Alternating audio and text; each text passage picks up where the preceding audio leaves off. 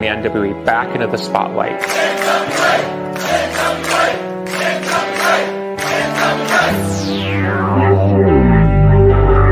I was thinking that it might be a good idea if you and I formed an alliance. Let's get ready to rumble!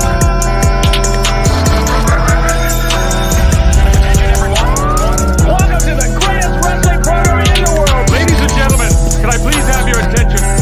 Stop what you're doing and listen. It's the Alliance Guys podcast with your hosts Kevin Frazier, DKM, and J Cal. What is up? Ladies and gentlemen, boys and girls, children of all ages. No, we're not doing any of that. Hey, this is the Alliance Guys podcast, a presentation of Alliance-Wrestling.com. Now, clearly you can see there's no Jax Dane here. Unfortunately, there were some circumstances beyond our control. We had to postpone that interview. That interview will still happen down the road. Maybe we won't be talking about by any means necessary when we do talk to Jax. But I'm sure we'll have plenty to talk about when we do get him rescheduled for the show. You might also notice we're missing another member, Kevin Frazier. So I made a few phone calls, DK. I don't know if you know this or not, but I added somebody to the show. I got somebody who's going to fill in today for Kevin, somebody we all know very, very well. And, well, he's a little bit shy, so there won't be a video of him, but you can hear our good pal, Jaden. Jaden from Dangerous Adrenaline Wrestling Gladiators. He's joining us, but he won't be on video, just audio only. So, DKM Jaden, welcome to the show, guys. What's going on? Welcome, everybody. Nice seeing you guys again. The reason I'm on camera is because there's actually some top secret stuff going on right now that I can't reveal. It has to do with some Dangerous Adrenaline Wrestling Gladiators news. Plus, if you really want to see me, check me out on my OnlyFans. If you want to see me, you got to pay to see me. Okay. Yowzers. DK, how are you doing, buddy? I'm trying to figure out how much you'd have to pay me to go see Jaden's OnlyFans. By the way, I thought Dr. Z fired you for somebody else. Well, No, that's a misconception. Honestly, I'm still with the company. It's just they decided to put Mr. Molyneux as a public face because he doesn't piss as many people off as I do. So I still am a member of the organization. I'm still a member, help with the matchmaking, even though Mr. Molyneux, Mr. Jim Molyneux of ECW fame, is the matchmaker. I still give him advice and bring him new wrestlers to look at.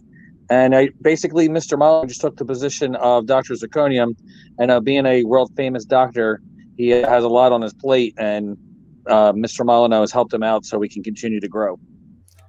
Jim Molyneux? All right. It's almost like you had an entire hour's worth of interview to try to get that right. Maybe.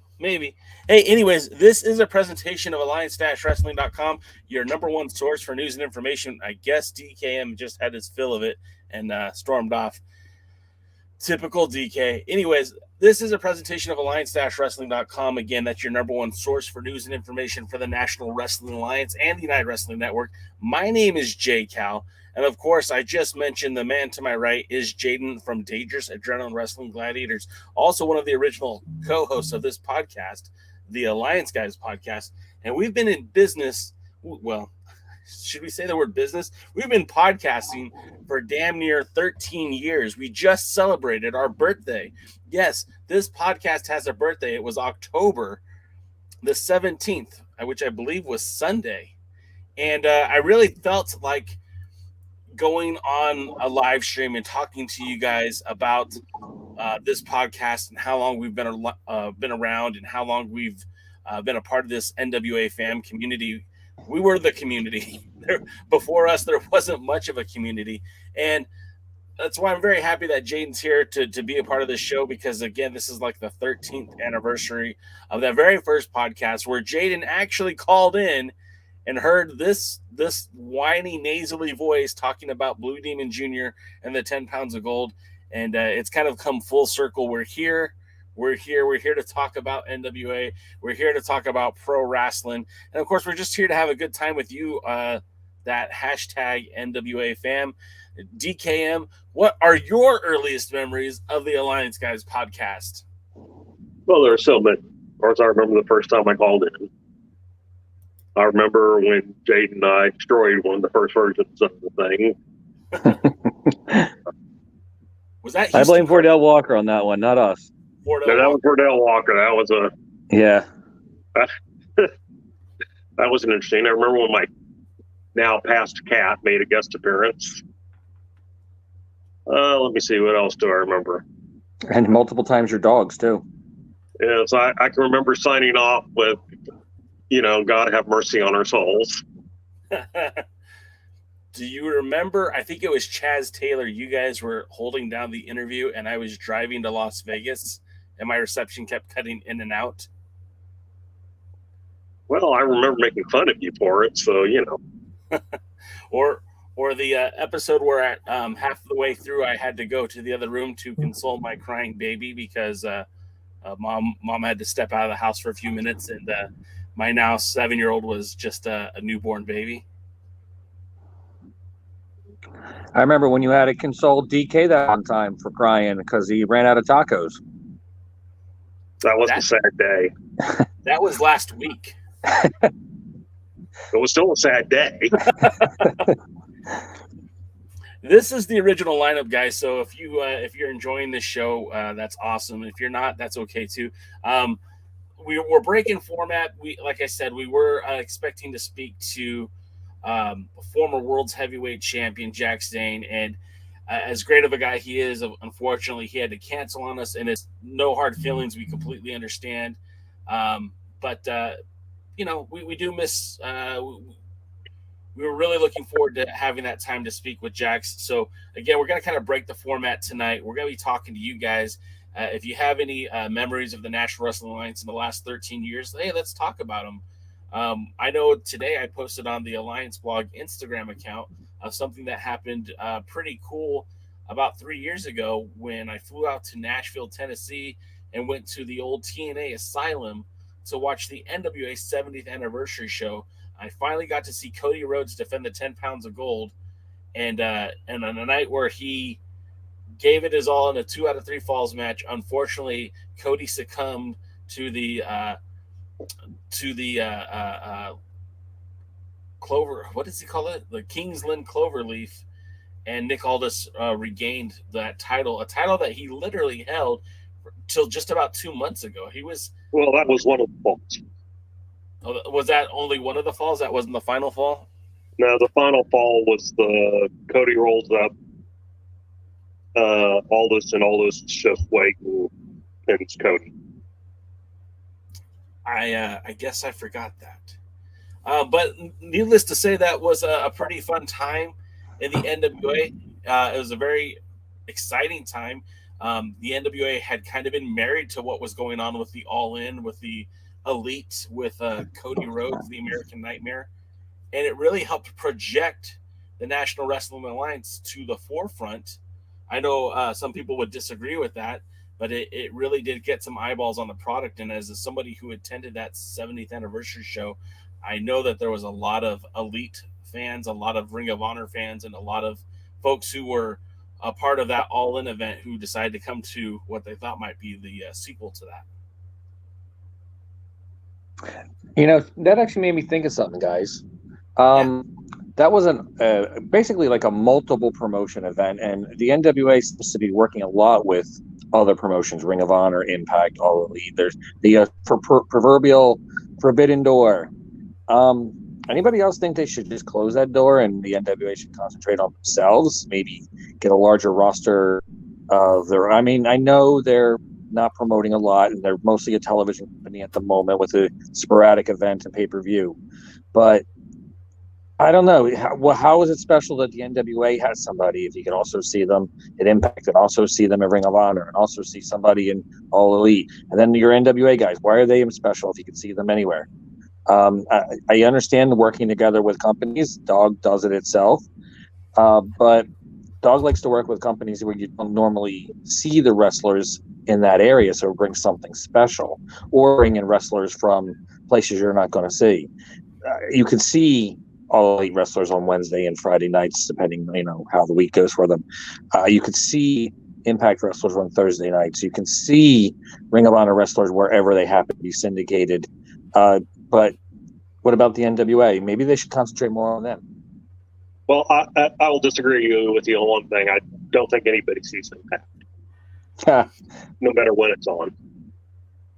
Honestly, of course, I'm notorious for, not liking.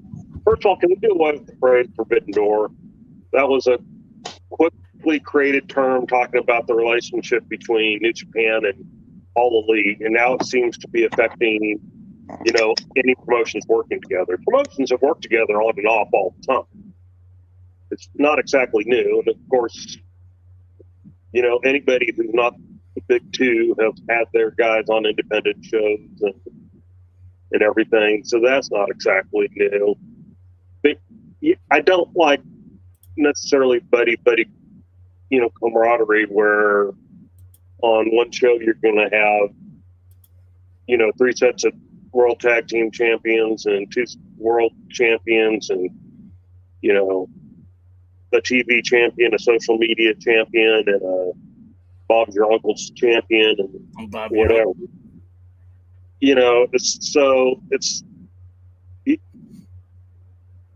I believe for the most part, you should keep your top people out of that stuff.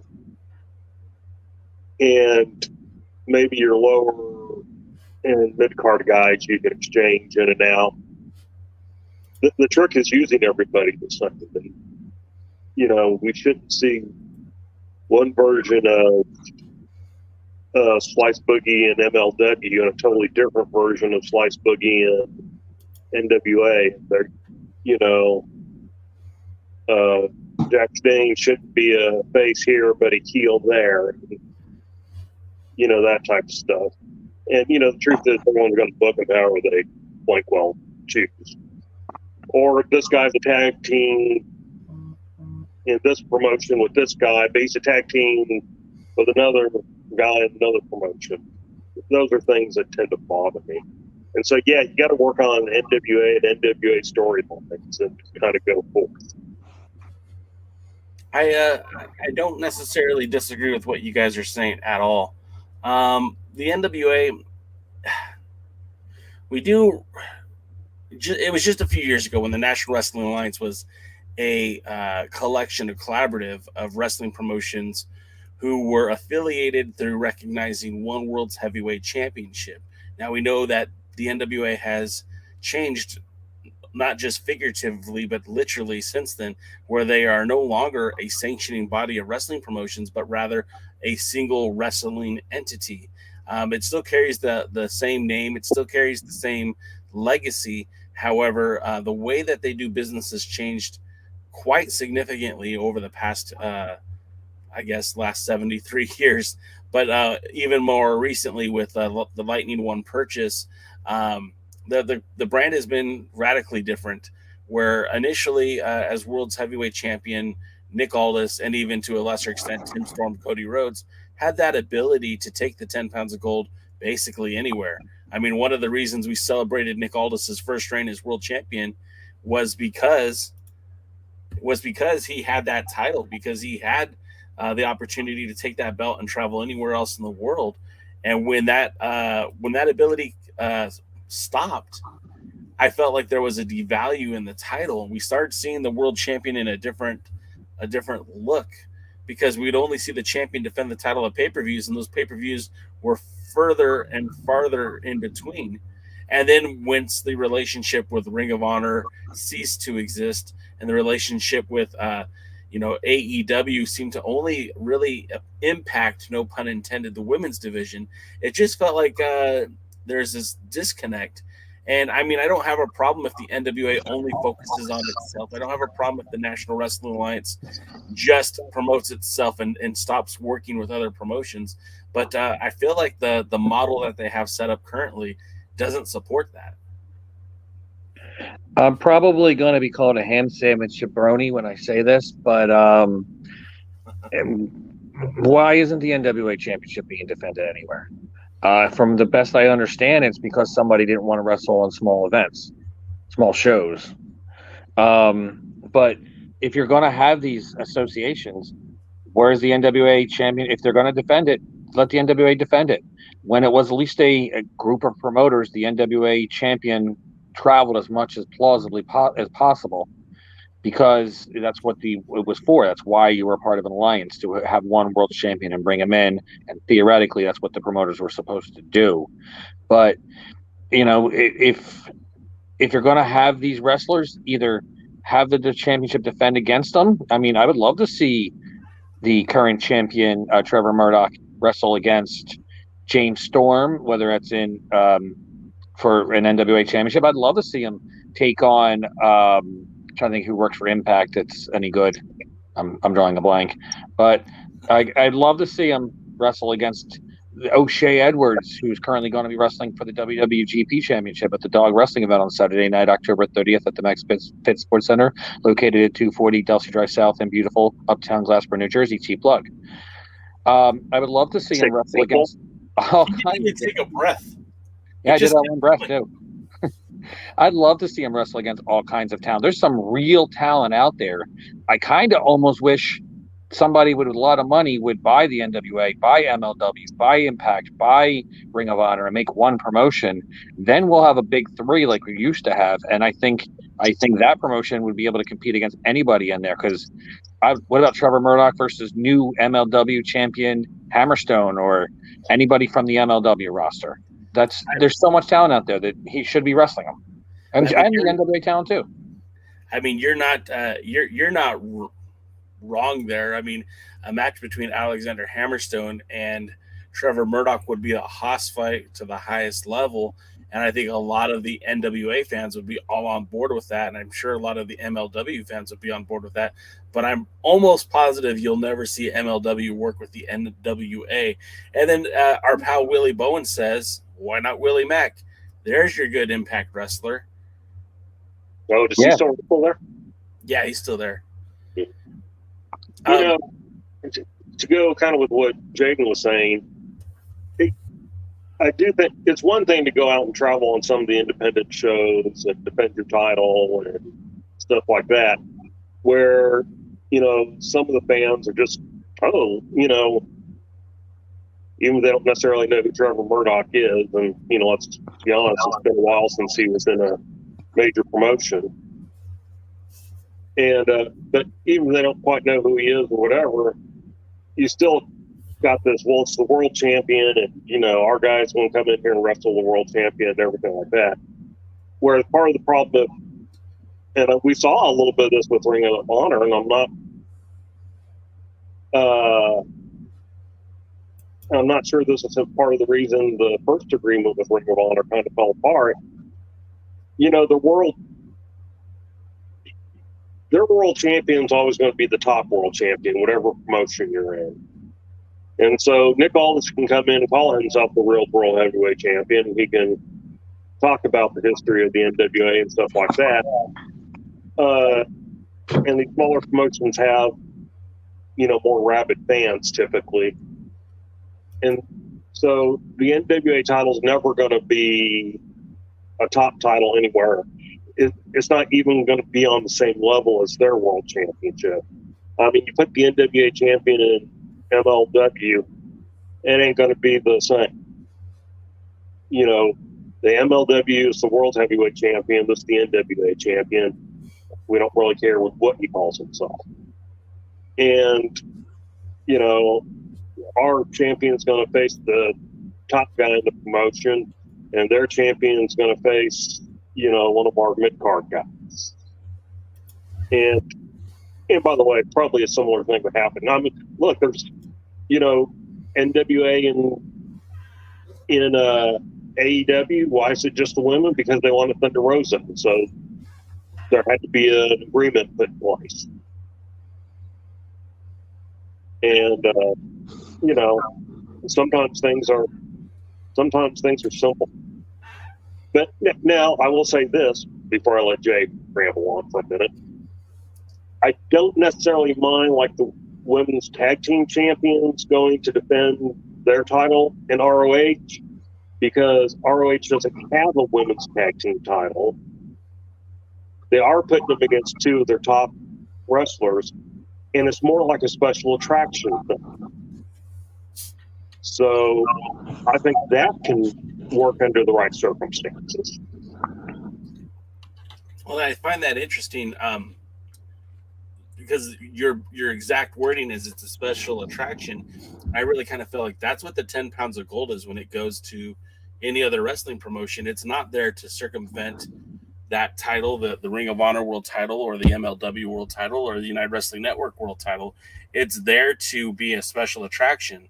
And that's why I don't have a problem with that title appearing in other wrestling promotions. But look at what I said, though, how they were using the NWA title or how places would use the NWA title. Special attraction against our mid-level guy to make him look good. Women's tag team title, hey, going in against two women who were in our world title tournament and have been booked as two of the top ladies in our area. Okay, there's a difference there. And I don't know how often they plan on using the NWA women's tag team titles, but the truth is they shouldn't use them a lot. It should be a rare event because that's what makes it special. You show up every week, you get the Nick Aldis burnout. You show up every week, who cares about the tag team champions? There's nothing special about them. First, let me interrupt you. The truth is Ron Killings, and don't you forget it. Secondly, no, you're right. I mean, you bring up a good point. By putting the tag titles on a show that doesn't have tag titles, I feel like you are adding to the attraction. You're adding to the roster. But we'll move on because I think we'll just have to agree to disagree on this one. Doty says that it's sad that he would rather see the NWA work with MLW than Ring of Honor or even AEW. And I don't think you're alone on that one, Doty. I think a lot of people agree with you. I just feel like under the current set of circumstances, I don't think that's what's going to happen. Oops, I did not mean to do all that. Then secondly, Dave Scooby says, is Trevor not wrestling because Billy hasn't okayed the title matches? Let him wrestle and defend the 10 pounds of gold at least once a month. I know that locally here in Southern California, I do know quite a few of the wrestling promoters in the area. And I suggested to one of them, not David Marquez, what would it take to bring the NWA World's Heavyweight Championship here? And the promoter more or less said to me that they aren't interested in promoting the NWA brand, that they want to focus on what they're doing in their own town, in their own city, in their own territory. So there's going to be some pushback from some of the promoters who just, they don't want to work with the NWA or don't want to bring in somebody. And let's not kid ourselves. The price tag for Trevor Murdoch, who's a former WWE superstar, former WWE Tag Team Champion, current NWA World's Heavyweight Champion, is not as affordable as, per se, some of these indie darlings who are working for significantly less. All right. Well, one of the things I'd like to see, if we're going to share talent, we joke around Impact Wrestling, but they have one of the best women's divisions outside of the WWE. They're a very talented women's division. And the use of some women from the NWA, I think it makes it even better to them. Maybe it should come the other way and we get to see Tennille or we've seen Diana and everything, but I mean, like some of the more cream of the crop, well-known talent. I mean, if you're going to have the tag team championship, what about against the former Iconics with two eyes against the current Inspiration with two eyes? There's a former WWE women's tag team champion, women's tag team championship right there. Or what about whoever the former Impact women's tag team champions, or what do they call them? Knockouts tag team championship. If you're going to be a world champion, maybe to wrestle against former world champions and then kind of increase the prestige of the championship. Yeah, that would make sense. We can't have any of that. I mean, I think, everything's a balancing act. For sure. And like a lot of things, it's easier to kind of look at something and go, no, that doesn't work, than to look at it and go, yeah, that does. It's the way the human mind is wired. And I don't know, like I said, I would like to see, as Jaden points out, there's certainly more women in Impact. I mean, that would be something where I would have a different view if they would send like their, not necessarily their top tier women, but some of their mid tier women in to face Camille, but on NWA shows, not Camille going to Impact to defend. Again, there's a difference in perception under those cases. Ron Gibson brings up Rosemary and Havoc as a tag team that could potentially challenge Team Hex, and having them included in the NWA. Again, I think all of these are great suggestions, and I think you kind of hit the nail on the head with it about it being, if you're going to bring in someone to challenge for those tag titles, it should be on the opposing show. If you're going to bring in someone to challenge from Ring of Honor or from Impact or even AEW, it should be on an NWA branded show. And if it's not going to be on Power, I mean, why not at a live event like that's happening this Saturday, October 24th in Kentucky by Any Means Necessary? That'd be a perfect opportunity to introduce talent from a different promotion or even new talent altogether. Now, I wouldn't mind seeing a little more of that, where they team up with an indie promotion to put on a show somewhere, and it's a tried and true show, but it's basically NWA talent. So they've worked with them a couple times already before, so that could be a good thing. Well, our pal Jaden, I mean, and he could speak to this quite well. I mean, the Dangerous Adrenaline Wrestling Gladiators were putting an event together in Glassboro, New Jersey, and then the NWA, once they were still affiliated, requested that they host a title match, and so that was a case in time where the NWA went to not really an independent promotion because they were associated with the NWA, but came on to help to run that big league match on that dog event. And I mean, could you see the NWA doing that going forward, like putting their title matches or these bigger events on some smaller independent companies? Will they or should they is a different question. I don't think they will. Should they? Some of these independent wrestling events get more buzz than the NWA right now. So maybe they could leech off some of that buzz. And again, working with Impact, 95% of the wrestlers that are currently working in NWA are former Impact people. We joke around like you never hear about them, but all this made his name in Impact. Serena, or what's her name? The former women's champion. She's Allysin Kay. Yeah, with Sienna. Sienna, that's it. She worked with Impact. The former television champion Pope. He worked for the WWE, but the Pope name came from Impact.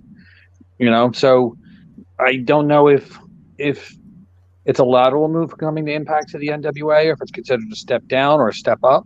But still, the Impact wrestlers now are what's going on right now in the NWA, and who knows, it's going to continue to be that way in the future.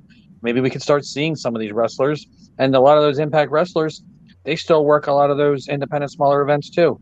So yeah, that's, I think, full circle. They should be working the small events because that's the only way they're going to get their name out there. Grassroots. I would also think that's a good place to give some of these people the experience that they need. We've talked about Camille, or if you want to build somebody like whatever they're calling Mims now, Big something Mims or Big Bad Daddy Mims, Big Bulbasaur. I don't Big remember. strong Mims. Big well, trust me, all my made-up names were better than that. Anyway, but if you want to build somebody like it, nothing builds like experience. Experience working crowds, experience working TV, experience, whatever. And that's one of the reasons they have somebody like Jeremiah Plunkett there at the show. He's kind of the grizzled old vet who can work with some of these younger guys and get better matches out of them. But if you want to build somebody like Mims, boy, I'll be telling that boy, take every independent booking you can find. Just keep your calendar clear when we're scheduled to do shows. And we would prefer if you're wrestling mid and underneath that you go over, but we want you to wrestle top guys too, and they're going to go over, and that's okay. What you need is the experience. Back when they wrestled 250 to 300 days in a year, guys could get a world of experience in just 2 or 3 years. Now you're lucky to wrestle, 100 times in a year. So, but I want to segue to something just real quick. Yeah, let's if do I it. may. Because I couldn't watch your pre-party show live, but I did go back and watch it. And you brought up something, and it kind of has me, I agree with you, and it kind of has me a little bit concerned with how the NWA is doing something, which is you can't have a face of your company and a world champion who isn't. Now, you can have a rivalry like Dusty Rhodes and Ric Flair where, okay, we got our, who was the face? I don't know, but, maybe it was the two of them together.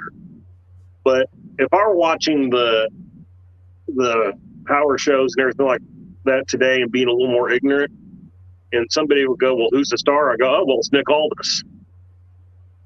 Who's the world champion? Some guy, some big fat guy.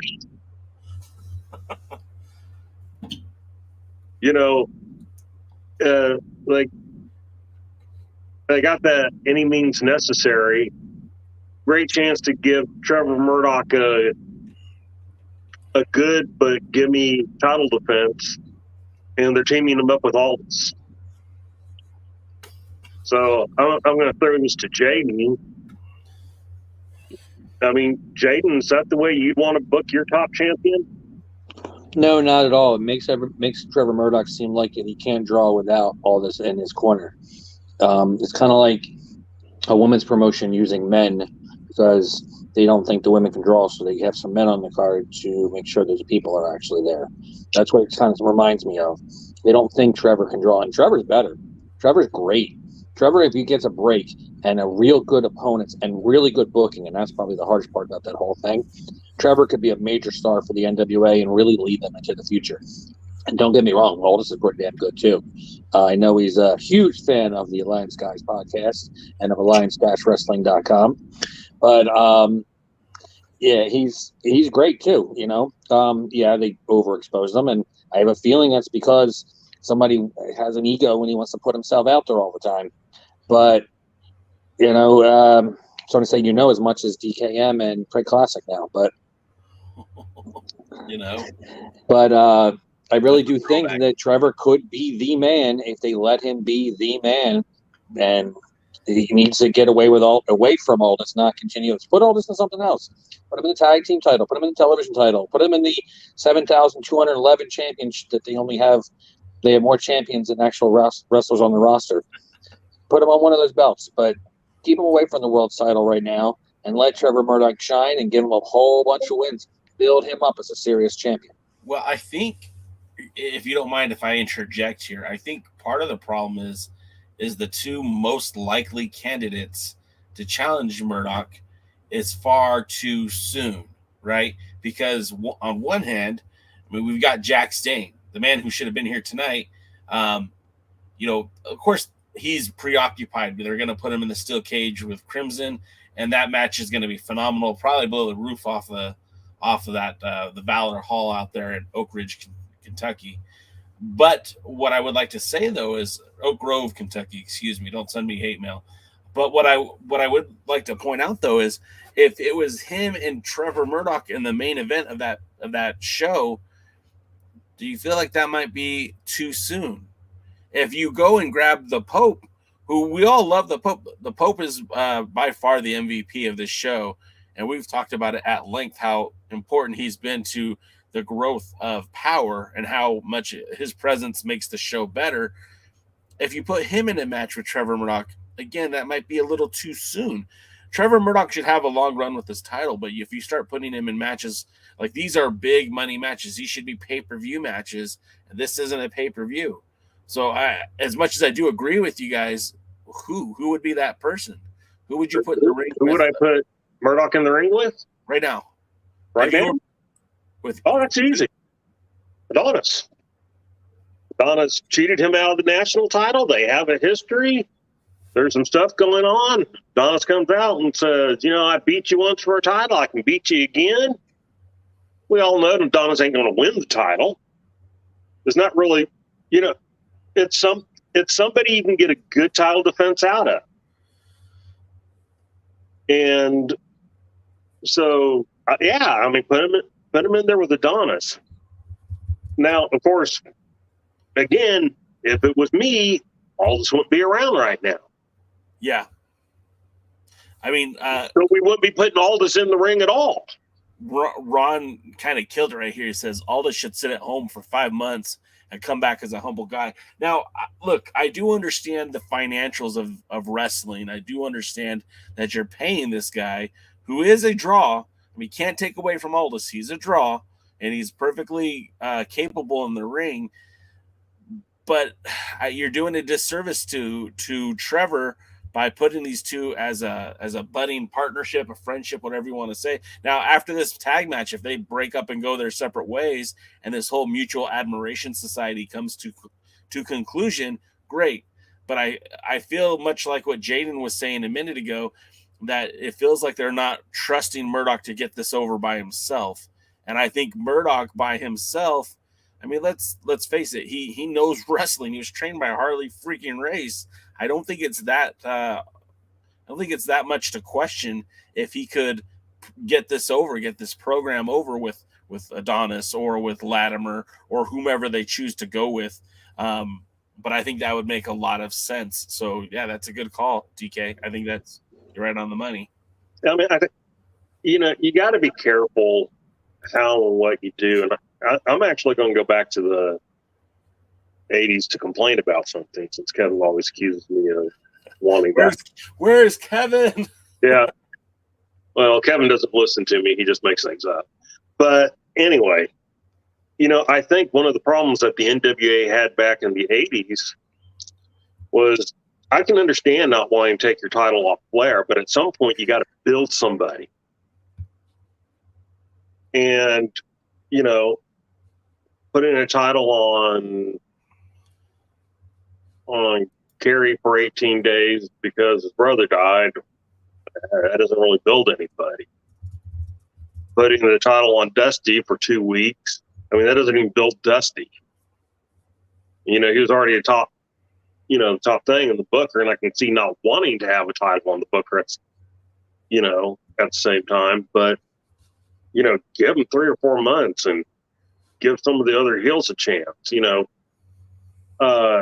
then we saw it again with, Ronnie Garvin. I was looking at a Facebook post in one of the way too many NWA groups, and they were talking about, Ronnie Garvin, was the worst champion at the time and stuff like that. Well, it wasn't Ronnie Garvin. It was Dusty's booking, and, that actually caused them to have a real life fallout because he was booked so poorly. And even Sting had a 6-month reign as champion that went over kind of like, a lead balloon. And he only had 3 title defenses that weren't against Ric Flair. Yeah. And Jim Cornette has said on his show many times, you know, Flair versus Sting drew, and Flair versus Luger drew. But Luger versus Sting, not so much. But part of the reason was none of these guys were ever really put on that same level. I mean, I don't know how you could have screwed up Sting's 6-month title reign any worse than they did. I mean, it's, yeah. You know, and it's just, and so it's like, the idea of putting your title on someone is that you're saying that this person is somebody that we can run with, somebody that we can go with, somebody who can be the top, somebody who can draw us money. And if you don't put the title on guys like that, look, if you put the title on Trevor Murdoch and then a year or 6 months, or, you know, you got to give realistic time because of how they film and how they put this stuff together, you know, and it does nothing for you. Or you put, you know, we all know that all this is paid for more than just his wrestling work. It's paid for his behind the scenes work too. And he's listed as a producer for the show. And so, you know, if you can't put all this on the shelf for, you know, 6 months, 3 months, and let somebody else get over, then what do you do when all this, you know, finally ready to pack it in or suffers a career in, you know, ending injury or, you know, something like that? Well, you just effed yourself really hard. DK hit that nail on the head. Go ahead. You hit that nail right on the head, DK. Well, I was just saying, because now you got nobody. Because you haven't let anybody get over because, well, it's all the straws. Oh, yeah. You better find somebody else who can, too. Now, see, that's the part of the problem is if they knew they were going to put the championship on Trevor Murdoch, they should have been planning from the moment they decided they were going to do that. And I have a feeling it was quite a while ago, like 2 or 3 pay-per-views before that actually happened. I believe they should have been building up challenges all along. Adonis is a good one purely by accident. And don't bring in Bully Ray. Bully Ray doesn't belong in anywhere near the NWA. Bully Ray, Chris Drummond, I know I love you, brother. You never come to a dog wrestling event, by the way, like you promised. And I think you still live in the area. I don't know. If not, fly over. It's worth it. But you got too much on these guys that don't draw shit. Bubba Ray wouldn't draw flies. He was covered in shit. And I mean, I have nothing against him as a person, but Bubba Ray, Dudley, or Bully Ray, whatever they're calling him, he isn't going to be the solution. They need to build up their own people. If they're going to bring in somebody, it's just to get beat real quick get beat by Trevor just to build them up for the real top challengers. I'm full of it. I'm full of confidence. I'm full of knowledge. I'm full of actually knowing what I'm talking about. I'm full of actually being a promoter. So what am I full of, Rod? Full of confidence, full of intelligence, full of disdain for stupid people who leave stupid comments. I'm full of a lot of stuff. Hey, come on, Ron's a good guy. Don't go there. Ron's a good guy. Yeah, you know, so was Dan Severn. But when he asks about a wrestler, all they keep saying he's a good guy. How is he a wrestler? He's a good guy. Anyway, but the reason Dusty Rhodes got sent away from Florida for years is because nobody else can get over. So they would send Dusty Rhodes somewhere else, like the McMahon town, the old McMahon, senior McMahon, and let him challenge for Billy Graham's championship. So that way somebody has a chance to get over. Even Jerry Lawler, the guy who owned a piece of the territory, was sent away, sometimes by his own stupidity by breaking his leg, but he was sent away for a while and allowed other people to get over. So that now allows you to at least have somebody as backup in case something happens, like they break their leg or break their neck or break their back. They really should have been building up challengers all along and having strong contenders. They should have did the same thing with Sting. They never had one real challenger built up other than Ric Flair. Barry Windham wasn't even built up as a champion. Sid Vicious wasn't even really built well as a champion. Arn Anderson wasn't built well as a contender. I mean, none of those guys should have been built up. And what about Mr. Wonderful Paul Orndorff? Was a brilliant could have been a brilliant thing. Have Paul Orndorff get jealous of Sting, turn on him, and then he could have had Paul Orndorff as a challenger and had a whole list of guys ready for Sting. They didn't have anybody, and that's the problem. They tried it with the Black Scorpion. See how that works. You really need planning. You need somebody intelligent. Who would I groom right now? Well, the Pope is one of them, but he's far away. If I'm going to, the Pope definitely should be somebody. Latimer probably, as much as I'm not as big of a fan of him, he definitely should have been built up. If they're going to work with Impact, there's a lot of good talent in Impact that could use some proper promotion and get into a more out there that could really do a great job. There's some independent guys. There's a lot of talent right now on the independent circuit. Find somebody that's a diamond in the rough, or as Dr. Zirconium would call it, a zirconium in the rough. Find somebody who you start and you create, and you start from the very beginning and build him up. There's a lot of talent out there if they just know how to look, and if they had the actual idea how to do it, then it would be done, and we wouldn't be talking about this. And I wouldn't have people leaving comments like Bully Ray. Well, I'm sorry, just let me say this real quick, and then I'll let you talk. And again, some of this goes to the NWA's philosophy of not having a real roster. Because, how do you build people up if you only got 4 people that you kind of plan on, 4 to 6 people that you plan, and those are their numbers. I'm not making those numbers up. Those are their numbers. 4 to 6 people who you plan to build the show around, and then, people will come and people will go. That Billy came out beating Lagana when he was part of it. We don't expect people to stay. We're only going to have a few core people, and then, have you built somebody then? They have 9 months of 9 weeks of television that they tape. They build somebody for 9 weeks. Then they put them in a championship. They have 9 weeks. All right. They tape in 2 days? And if they build it up right, they can have one challenger build up and then go on to the next one. How many times did Mike Tyson fight a challenger that was built up and just knock him straight down? Maybe he should be the next Mike Tyson. Build up all these great wrestlers and then just knock him down, knock him out, and show how dominant and where he's a real world champion, why he is where he is, and why he's so great. Well, that takes planning. And, they may have their 20-year plan. I'm sorry, that's so funny. Or whatever, but I think they barely know what the main event of the next pay-per-view is going to be, which is on them. And so, look, it's easy to throw names around. And, there's some of it there in the chat. It's easy to throw a name around. It's easy to like somebody.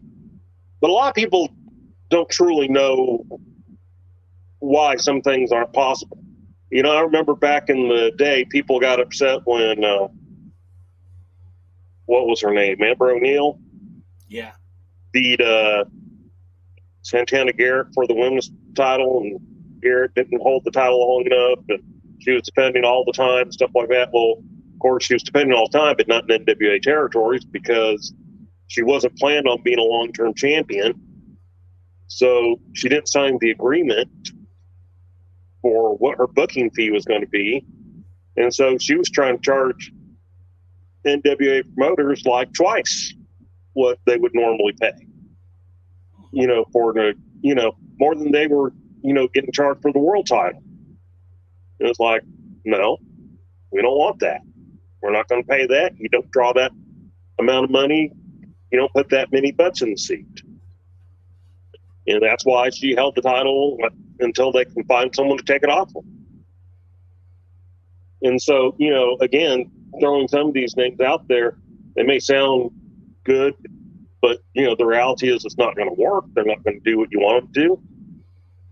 And I did see somebody say, bring Miranda Gordy back. Bobby. Sorry, Bobby. I don't have my glasses on, so I can't read your last name real well. Bobby Babito. But he, okay. And, but, he says bring Miranda Gordy back. A lot of people have liked the Free Babes, and I think it's even surprised the Free Babes. Let me just go on my Free Babe tangent here, because we talked about this a few weeks ago, but they literally brought in these 3 ladies It was an NWA invention. They didn't team anywhere else as the Free Babes. They weren't any kind of connection before this. They bring in the daughter of Jimmy Wang Yang, Jazzy Wang Yang. They bring in Miranda Gordy, the daughter of Bam Bam Terry Gordy. And then they bring in Hollywood J, who I'm not familiar with her mom, but she was a wrestler at Ohio Valley. So she too is a second generation. And the three of them worked, believe it or not, without actually competing in a match, without having any history beforehand. The chemistry worked very well for all three of those babes. And I really feel like, number one, they totally underutilized Hollywood J. They didn't even put her in a separate match or an undercard match or anything, a dark match of anything. And I feel like that was a missed opportunity. And you had this creation that I believe Mickey James came up with. I don't know who gets credit for it, but then they don't even have them on the Empower television show. They don't bring them back for power tapings. We don't see them ever again. Because they booked them for one night. They didn't book them for the shows. They booked them for one night to be part of that tournament. And by the next night, all three were wrestling somewhere else. Well, they should have made better plans. And in that night, if they got over as well, they said, look, you guys get over it. What's your bookings like? Can you make these tapings? At least they should have made an attempt. Also, I just thought of something. You know who I would be building up? Tony Nese.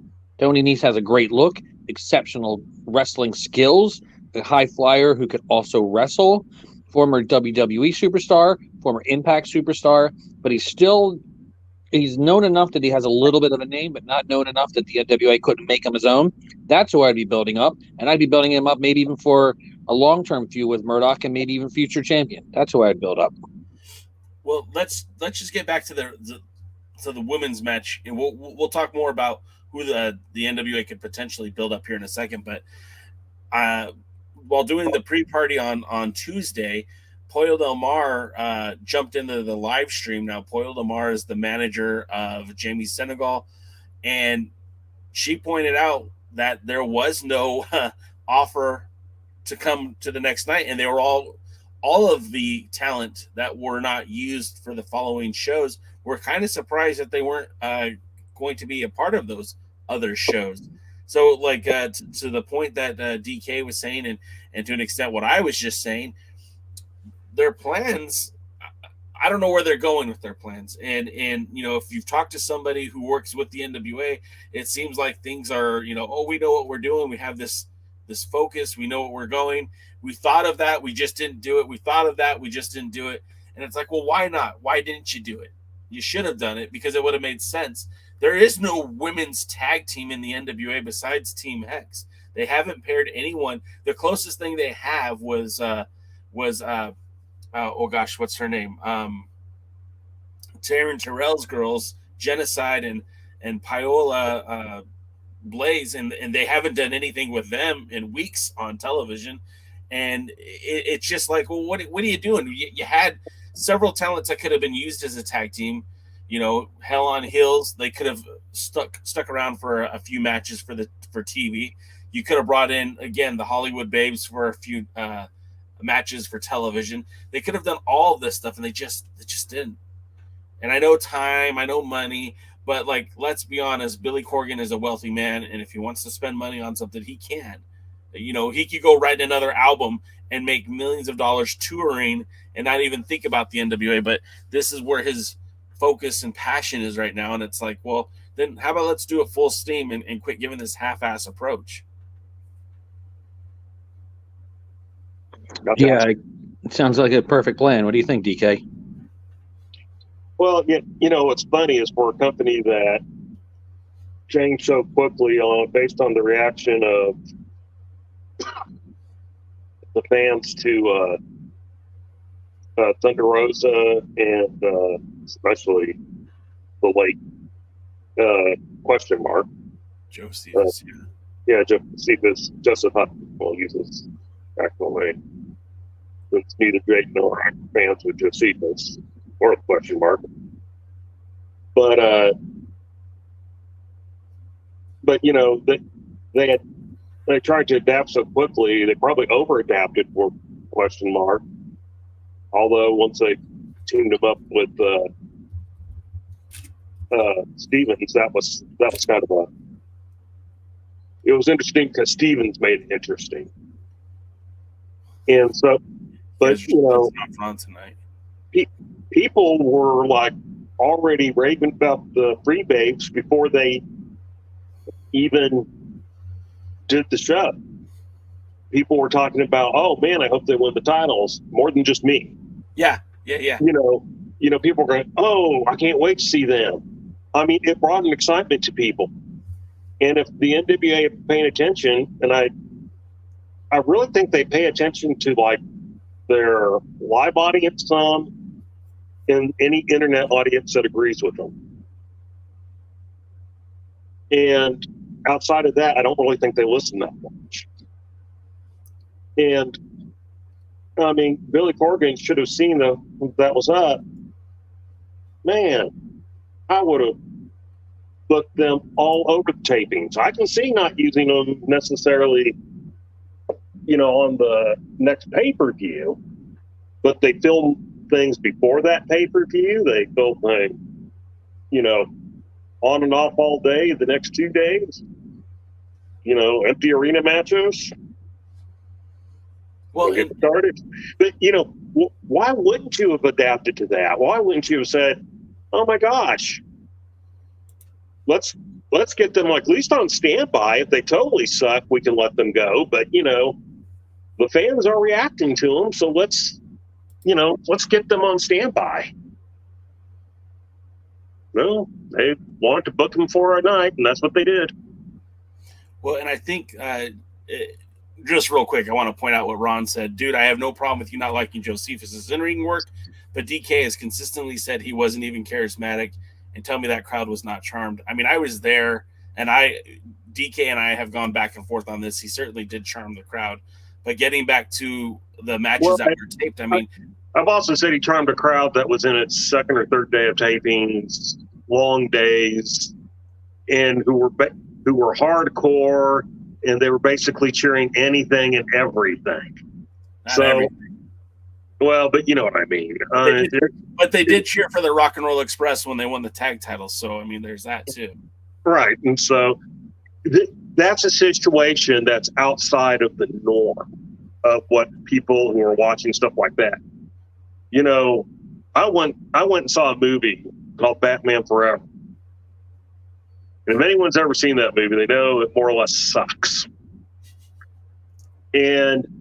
But I really enjoyed that movie. Do you know why I really enjoyed that movie? Because the crowd that I was seeing it with were really into it, and we cheered and we clapped and we yelled at the screen and everything. It was a fun time had by all. And then you go back and you go, oh man, that was great. And then 6 months later, the DVD comes out and you run out and buy it and you pop it in your thing and go, this movie sucks. I think you meant VHS or Laserdisc. Whatever it was. Probably VHS. Beta tapes. Beta, maybe. But yeah, I mean, you know, then you watch it and you go, man, this sucked. And you could tell people who were at the show and people who weren't at the show when it came to question mark. Because a lot of them who weren't at the show but did watch it didn't necessarily get it the same way.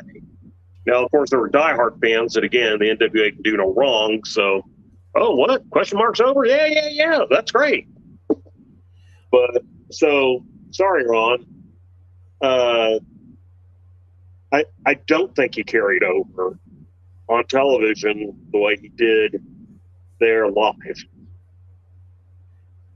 Anyway, let's get back to some more modern day stuff. What Would Luthez Do says the TV tapings felt like Groundhog's Day with the same ladies over and over again. And you're right. That seems, you know, what we kind of got from Power was the same ladies over and over again. And you know, just on this most recent episodes, Sean Mega says wrestling promoters don't listen to fans. On the most recent episode of Power Surge, we had those 2 empty arena matches, and I believe that there could be more empty arena matches that were filmed.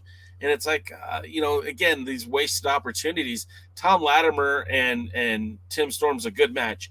And although I don't feel that was the best match they've ever had, it was still a pretty good match from this last episode of Power Surge. But, if they were able to tape matches like that and they've had some matches in the can, then, why not tape some more women's tag team? Even if you're just throwing random women together, Kylie Ray and Tootie Lynn Ramsey, if they just had one tag team match at some point on TV before, by any means necessary, at least it wouldn't feel so random that they were just thrown together. This might be an unpopular opinion, but they really didn't even need a women's tag team title. It was done as a publicity stunt, just like the WWE has done it, just like, well, actually, you know what? Impact has at least done their Knockouts Championship kind of right the second time around. But it's just a publicity stunt. If you don't have enough women wrestlers to be able to put on 10 quality challengers for the World Women's Championship, then you don't have enough women's wrestlers to be able to have 10 quality tag teams to face, or even 5. I don't think that's an unpopular opinion, and that's something that we've kind of mentioned on the show before. Not about the women's title, but the fact of the matter is that there's a world's heavyweight title. There's a national championship that we all thought was being rushed back too quickly. The tag titles, the men tag titles. Then you also have the now TV title to go along with the Burke, and now the women's tag team championships. Number one, your roster isn't that large to require that many championship belts. Number two, your show is between 45 minutes to 50 minutes every week. You don't have that much time to put on a championship matches. And then when you have a title that is the 6 minutes and 5 second time limit, it's basically never going to be the main event on the show. And it has this way of like, you guys, it's too crowded. If you added another hour to the show, if you brought in some more talent, if you worked this out a little bit differently, then it would make sense. But under the current setup, no, there was no need for a women's tag team division. There was no need to have both a national championship and a TV title. They basically do the same thing. They're a means to an end to get to the 10 pounds of gold. And quite frankly, the only champion that's been utilized correctly on Power was Pope as TV champion.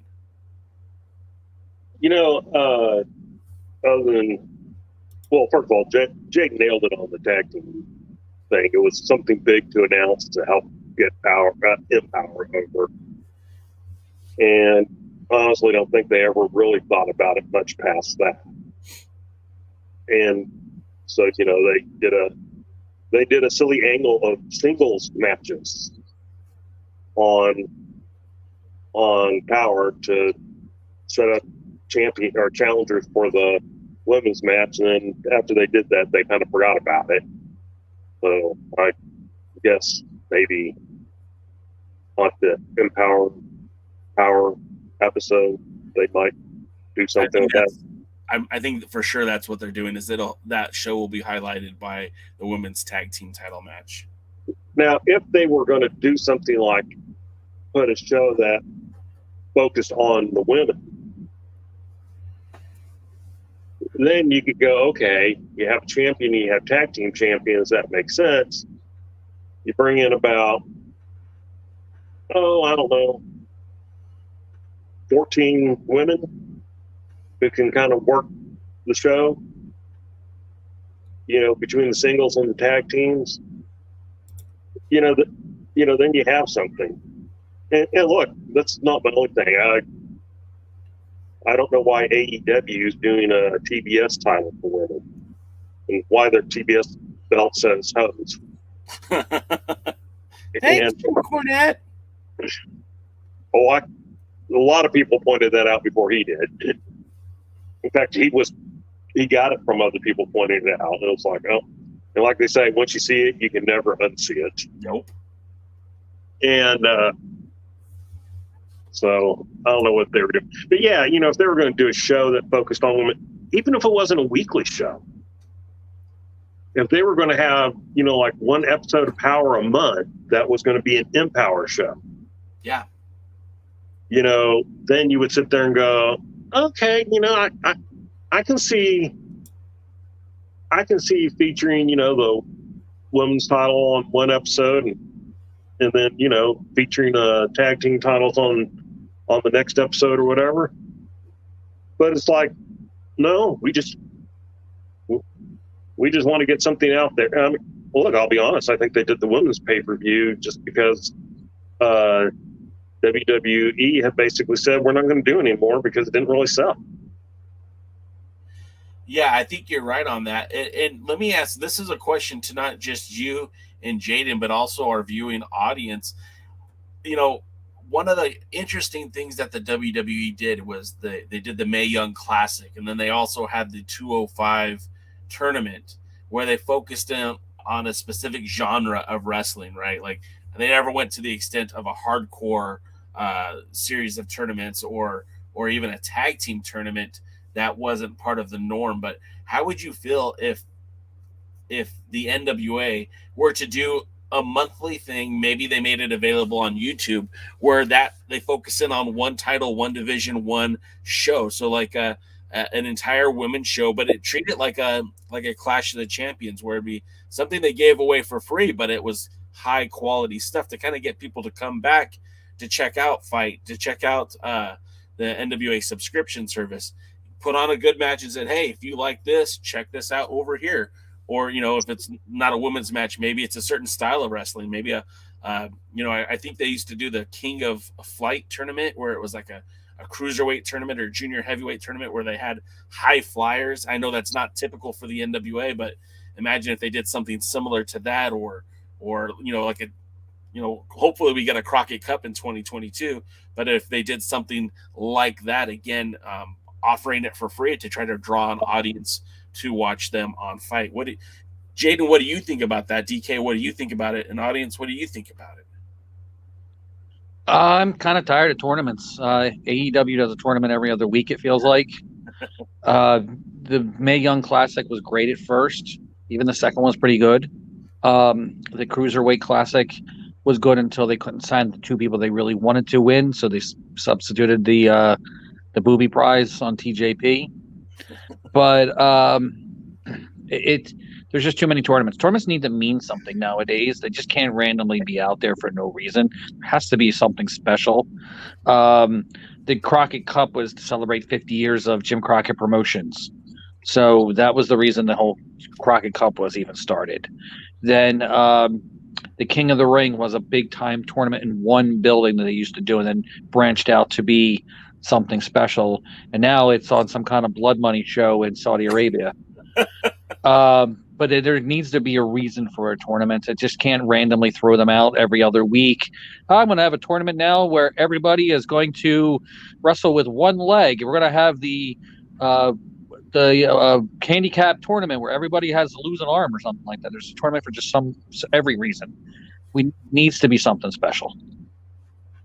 Luthez says that you're on point. There's far too many tournaments of wrestling these days. Our pal Ron says Japan does the best tournaments. I mean, no doubt about it. The G1 Climax is pretty much all that's talked about around this time of the year. It's one of the things that helps promote New Japan Pro Wrestling and really puts it on the map. And there isn't really anything like that here in the United States. Not for a lack of trying. The King of the Ring isn't close, and AEW's Eliminator tournaments don't really put you there.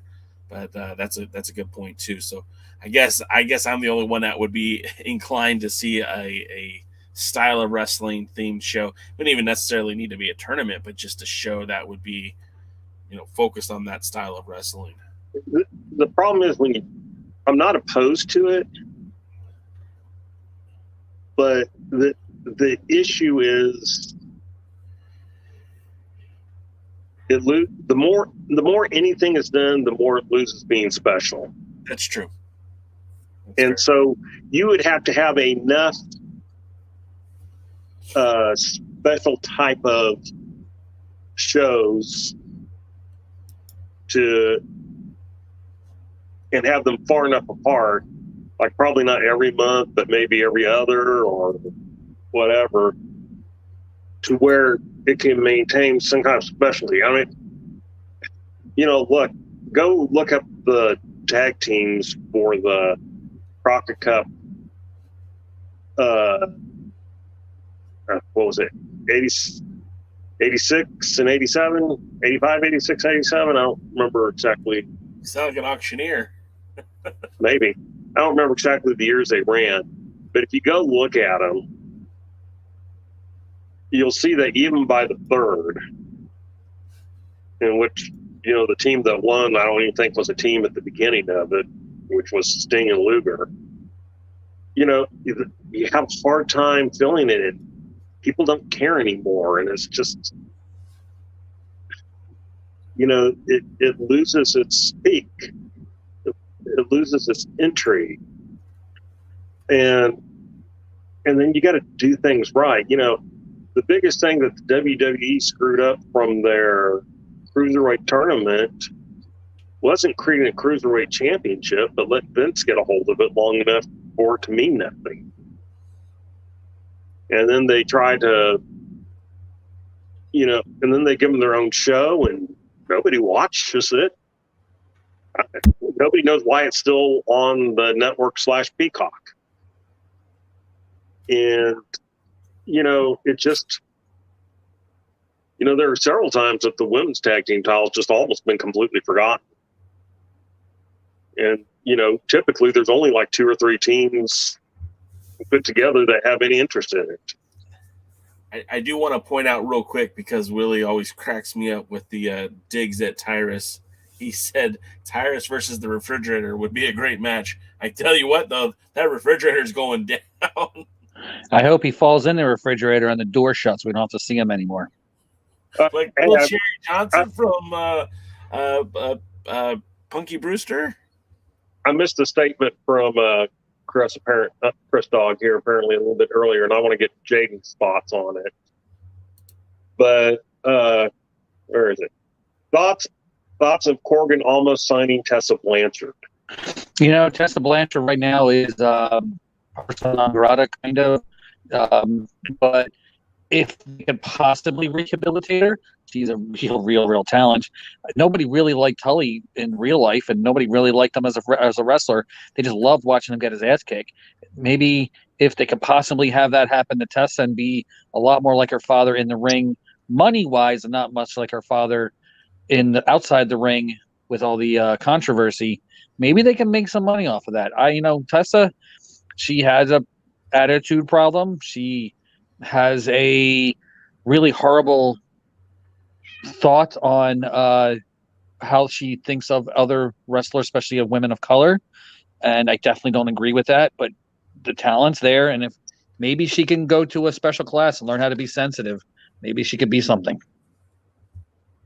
Now, she was known for wanting to not wrestle women anymore, but wrestle men. And I'm very anti intergender. Because, again, to me, that's just one of the things that screams, make me spend. I know wrestling's a scripted thing, but don't, you're supposed to help me suspend my disbelief. And, Ronda Rousey once said, she goes that, maybe she could or couldn't beat the men's bantamweight championship in UFC. She goes, it would probably be a hell of a fight, but I'm not going to be in there and put something where a woman's getting hit by a man. Yeah. And, she's 130 pounds. And I've watched her wrestle. It was like the one time a year I watched Impact. And she wrestled one of the guys from Reno Scum and pinned him cleanly. So here she was wrestling I don't know, how big is Reno Scum, Jay? You've seen him live. Adam Thornstone, that's the one that she faced. He's not he's not the biggest guy. Luster the Legend is the big dude in the tag team. So he's much smaller. I wouldn't quite classify him as a junior heavyweight, but he's more akin to a junior heavyweight than he would be a heavyweight. So he was a smaller guy, but even still, plus or minus 200. I would say he probably right at 200. So 200. So here you have this 200-pound guy going up against this 130-pound woman getting beat cleanly. Now, why should I take him seriously ever again? Well, I mean, but with that same terminology, you know, Rey Mysterio beat Kevin Nash and you know, Paul White the Giant back in WCW days. Why were those guys ever taken seriously again? The match I don't know how many times it happened, so I can't speak if it happened more than once. The one I saw was basically Kevin Nash put him up for the power bomb or whatever he called it, and Ray just punched him in the head so many times that he collapsed, and then Ray basically used his own weight against him by, catching his legs. Ray was beat up the entire match. Sure. It wasn't competitive. He was beat up the entire match and got a freak win. So that, that's different than, hey, I'm going to put these people in together and they're going to be competitive and, and get this convincing victory. Let me share my 2 cents on Tessa. I tend to agree with what our pal Willie said, which is, please, no Tessa Blanchard. But with that being said, this is it for her. This is her last shot, and she's with the Women of Wrestling, which is that's owned by Jeannie Buss. She's also the majority owner of the Los Angeles Lakers. If she knows how to rehab an image, if there's anyone that can do it, it would be Jeannie Buss. And the fact that they're working together and WOW is being put on such a prominent position with CBS and Viacom, I really think that they could do something here that might make Tessa palatable. Now, it seems like from the social media and some of the merchandise that's coming out from WOW, I mean, they're literally there's a T-shirt with Tessa Blanchard on it, and it says "Nuclear Heat." And at first, I thought that was a rib. I thought that was our pal Heebs from the kayfabe memes. I thought that was just a joke, but it was legit a T-shirt from WOW that has Tessa Blanchard on it. It says "Nuclear Heat." So I don't know if they're embracing the fact that she is borderline toxic or what. But again, I really feel like they could rehab her through that WOW television program. And then, of course, what would rehab WOW? Well, WOW needs the superstar power. They need somebody. This is a very symbiotic relationship, right? Because WOW doesn't have anybody. They don't have a name. They don't have, all the top women talents are all spoken for. I mean, if there was some way that they could pull Ronda Rousey in, maybe people would be talking about it. But for the most part, it's a glorified indie promotion. And you talk about who are the great women wrestlers right now, obviously Charlotte Flair or Becky Lynch or Thunder Rosa, Britt Baker, Sasha Banks, Bianca Blair, Donna Purrazzo. I mean, there's so many strong, talented women in the opposition, and you're starting a women's wrestling promotion, and the top women are unavailable. And Tessa Blanchard could probably hold a candle to some of those talents that are in AEW, that are in the WWE, but she'll never get a fair shot there because of her own stupidity, her own callous thoughts and expressions in the ring will prevent her from doing that. So WOW is benefiting by using this talent who nobody else wants to use.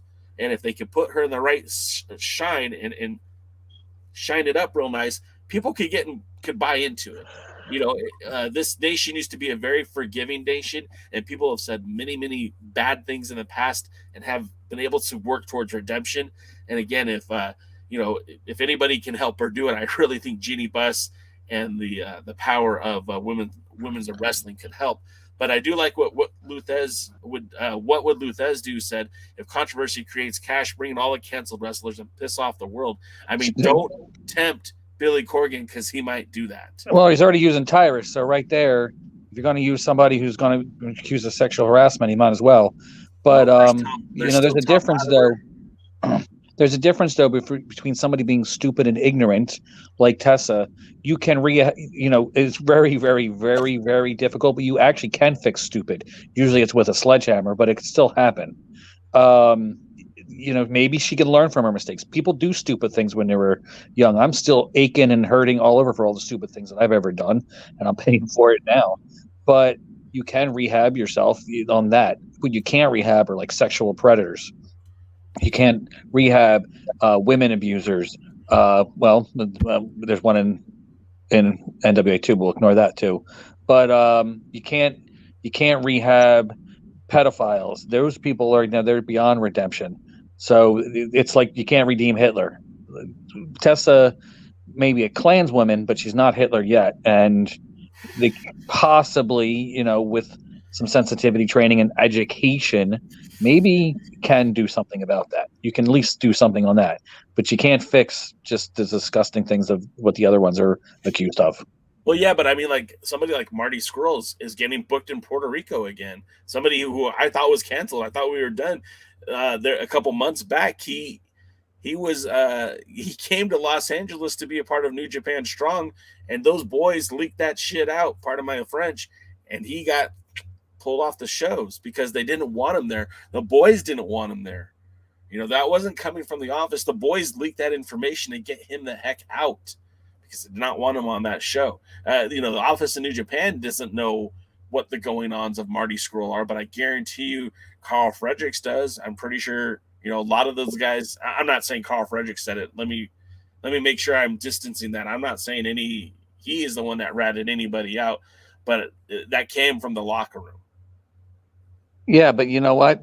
Puerto Rico has also allowed Invader 1 Ray Gonzalez to wrestle after murdering Bruiser Brody. There's been a wrestler from the Northeast who went down to Puerto Rico for years, came back, and it seems like all's forgiven. Time makes a lot of people forget what goes on. Maybe that's part of the problem. Yeah, I think Scurll will probably be, for now at least, regulated to Puerto Rico. Jaden stole my line, so I'm not going to slam that. But, a lot of corruption there in Puerto Rico. Sure. Especially in the wrestling side. They make the Gotti family look like, nice, upstanding suburban family. So, look, we had that here with SWE. I don't know who, but someone decided to bring in that mishmash guy that's got way too many views with Nick Aldis. How do you get that many views when you don't have a show? Anyway. It means James Ellsworth, Jay. I see you look confused. Okay.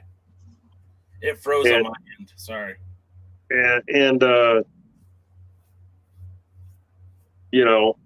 I was one of the first people to gripe about that. Got my message deleted. I know Jay said something about it, got his message deleted. And then all of a sudden the post was deleted. We did the Lord's work on that one, fellas. But the interesting thing was not only was the post deleted, but in standard wrestling thing, they basically denied it ever existed. He was never booked. It was never planned. Nothing. And they wouldn't use his name. It was just kind of that, they were basically just like, a controversial figure that may have been mentioned in association with us has never been booked, was never planned to come in. And, there was never a post about that. Was basically what they said. Shame me to make a screenshot of it. Yeah, right. I think I did. So we're coming up to the hour and a half we've been on, and again, a lot of fun. It's been great having Jaden back in the house, and I hope you guys have enjoyed it. This is kind of more in line what we used to do, with a bigger influence more on the multiple NWA promotions, because at the time there were, damn near close to 50. Now we're back to just one singularity. But this is what the old Alliance Guys podcast was, where we would just sit here and talk about the NWA and talk about the good, the bad, and the ugly, and always try to put a positive spin on the promotion that we cared so much about. And we still do that, guys. I mean, we're still talking about power, but I know I'm speaking for DKM here, and I know I'm speaking for Kevin Frazier, whose legacy is tied to that NWA brand. We still want to see it succeed. The fact of the matter is it just seems to get in its own way. So anyways, thanks again for being here, guys. We're going to wrap it up. DKM, if the folks want to follow you on the social medias, how do they do that? You're interested in my wrestling stuff, where I primarily retweet stuff and occasionally make statements. Follow me on Twitter at DKMFWTX. All my other social medias are more boring and I don't post a lot.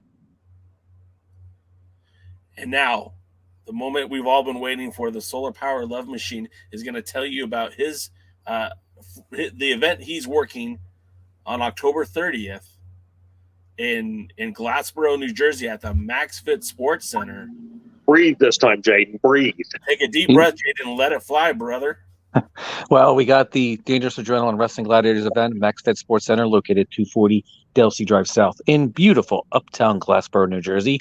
We have the main event of Ray Jazz defending his dog championship against former champion Dirty Money. We have the WWGP Heavyweight Championship on the line as Chris Steeler defends against Ring of Honor superstar, the big bad kaiju himself, O'Shea Edwards. The new dog tag team champions, the Brick City Boys, defend against former two-time dog tag team champions, the South Philly's Finest. You have, yes, dogprowrestling.com. Make sure we always get that plug. You have the Old School Empires himself, Patch, one half of the Old School Empire. He's going to be taking on main event Mike Mars. We have the grudge match, Ty Thomas against Nikos Ricos. It's a grudge rematch. We have a Glassboro's own Ring of Honor superstar, Eric Martin, taking on another Ring of Honor superstar, Joe Keys. We have all those great professional wrestlers, and we also have Daredevil Dave Dahl. Tickets are $15. You can get them at the MaxFit Sports Center the day of the event. Make sure you get your tickets now. South Jersey's #1 wrestling promotion, Glassboro's only real wrestling promotion, Dangerous Adrenaline Wrestling Gladiators, the true boss of professional wrestling. Come check it out. Major Leagues of South Jersey Professional Wrestling. That's Dog Pro Wrestling, www.dogprowrestling.com. And I have no idea what the other socials are, so I'm going to leave that up to Jay because I don't have social media. I don't like people. No, we'll just leave up dogprowrestling.com. I know that you can get to all their information there. And again, I have two things to say. Say them. First of all, is being the best wrestling promotion in South Jersey, like, being the nicest guy in prison? I know that's where you're going to go. There's like 225,911 of them right now. So it's actually a big deal.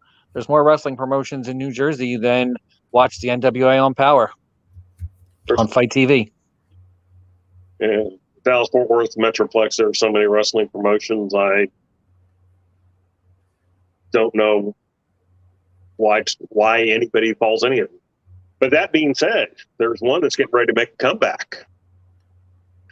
They hosted the WrestleMania weekend NWA event.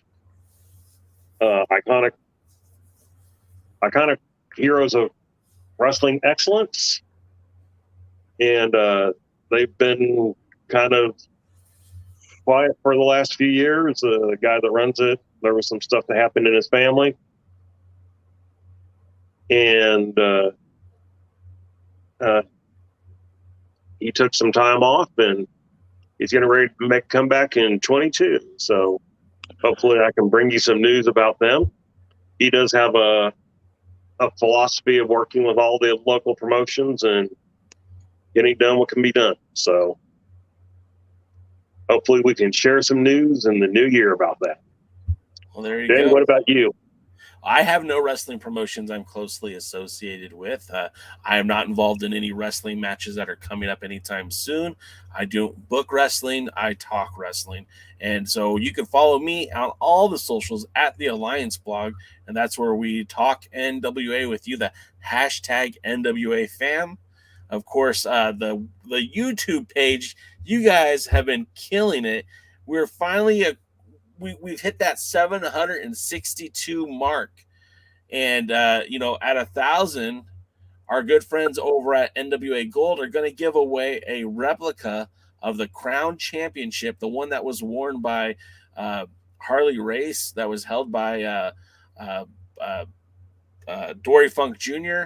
And I also believe that was a belt that was worn by Briscoe too. So anyways, that title is up for grabs, or you have your choice. You could take that one or the 10 pounds of gold, which Tim is also made available. Your pick. Once we hit 1,000 subscribers, one of you guys here that are in this chat, one of you guys who have subscribed to this channel will get an opportunity to win that championship. I think that's really cool, and that's all positive thanks to Tim, and we do appreciate that.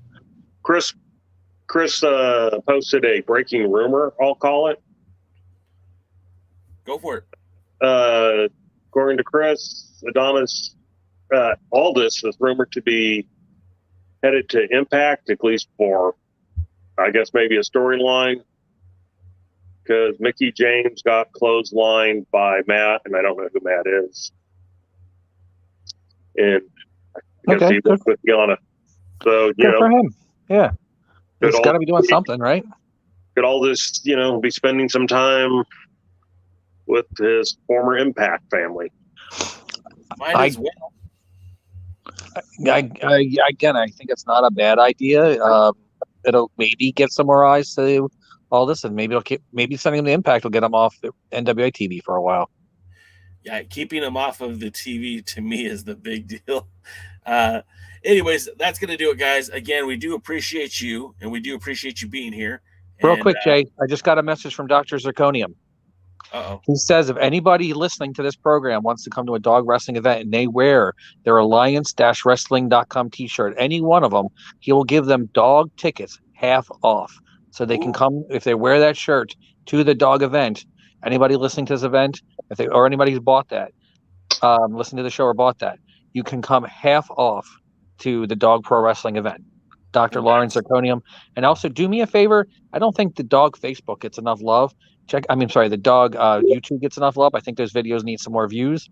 So since you're going to alliance-wrestling.com or you're going to dogprowrestling.com, check out some of those YouTube videos from Dog Pro Wrestling and give us a like, comment, and subscribe.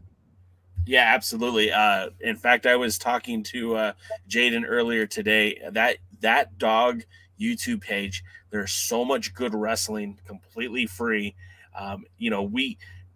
I always try to advocate, free wrestling for the fans. That page has so much good wrestling, all based in the Northeast out in Jersey. Definitely you guys should check it out. I highly recommend it. But we're going to wrap it up. We're going to say goodnight. Thank you guys so much for being here. Thank you for being part of the show. We'll go back to normal format next week. Hopefully we'll get Jax Dane in the next couple of days, next couple of weeks, so we could do the interview we were hoping to do with him tonight. But until next time, we will see you at the matches. Have a good night now.